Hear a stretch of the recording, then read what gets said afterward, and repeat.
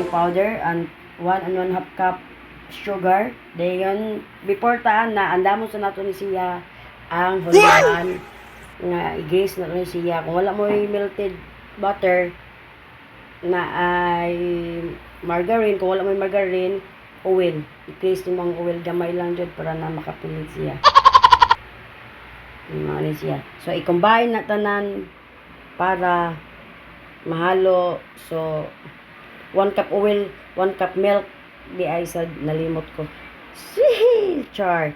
So, thanks for watching. Don't forget to like, share, comments, and subscribe. Mix nito na mix together. Bye-bye.